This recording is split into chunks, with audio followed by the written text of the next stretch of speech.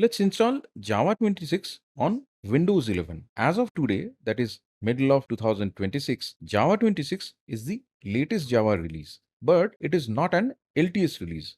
Before we download anything, I'll explain what that means.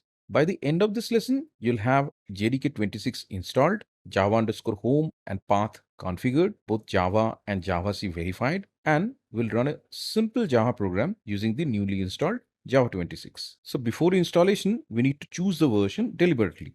Java 25 as of today is the current long-term support release or the LTS release. It is the better default for production systems and projects that need a longer support window. Java 26 became generally available around March 2026. This is the latest feature release, but this is non-LTS. So who would install Java 26? You install it if you want to learn the newest JDK, test your applications against the latest release, or if you want to explore Java 26 features. But for a long-lived production project, Java 25 LTS is normally the safer default. In this lesson, we are intentionally installing Java 26. To proceed with the installation in your browser, you can search for download Oracle Java.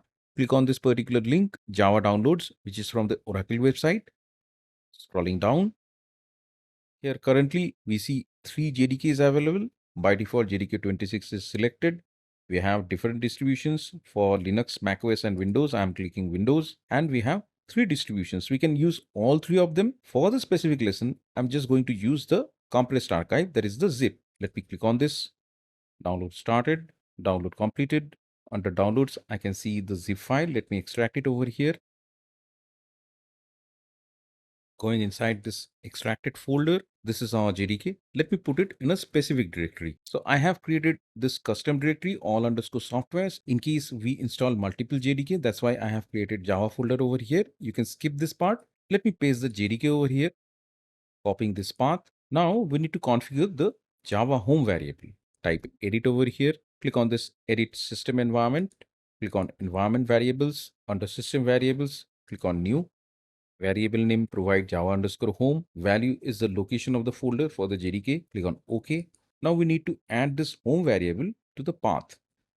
Selecting the path variable, click on edit, edit text, click on OK. Go to the beginning. Here we add percentage Java underscore home, percentage slash bin, then semicolon. We should be very careful over here. Whenever we are adding any entry at the beginning, at the end of it, we should have semicolon. Click OK. OK again. Open a command prompt.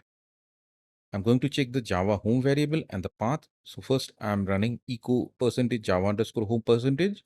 It's showing me the value of the Java home. Similarly, I'm going to check path. I can see the Java home variable is properly replaced over here, and the bin directory is also added.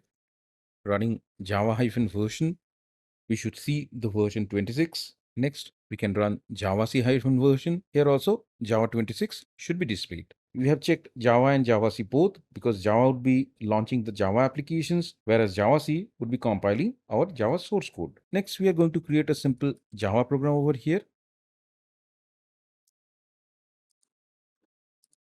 Hello.java. It can be any name.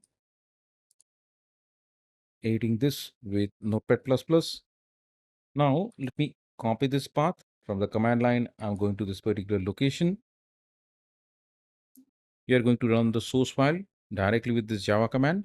Here we can see the message that was printed in the program. So that's it. JDK 26 is installed. Java home and path are configured. Both Java and Javac report version 26, and our simple hello.java compiled and executed successfully.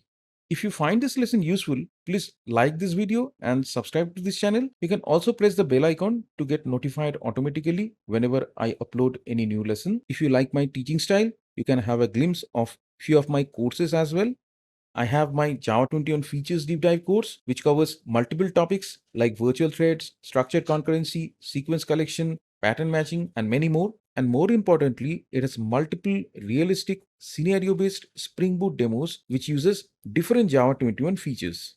You can also check my IntelliJ IDEA tips and tricks course. It covers a wide variety of topics, starting from different shortcuts, live templates, refactoring, searching, code generation, and many other features which are pretty handy when we use IntelliJ IDEA on daily basis. When it comes to debugging, I have a full-fledged course on Java debugging with IntelliJ IDEA. Here we start with the basics like breakpoint and watches. Then we learn how to utilize the different debugging related features available within the IntelliJ IDEA, whether it is Spring Boot debugging, remote debugging, multi-thread debugging, debugging in AWS Cloud, Azure, or GCP. All the courses that we discuss, I'll add their link in the description. Along with that, I'll add the link of my entire course catalog in the description as well. This catalog contains many courses like Java Virtual Thread and Structured Concurrency with Spring Boot, integration testing with Test Container using Java and Spring Boot, complete GitHub Desktop Guide, Java debugging courses using Eclipse, IntelliJ IDEA, VS Code, Python debugging courses using PyCharm IDE, VS Code,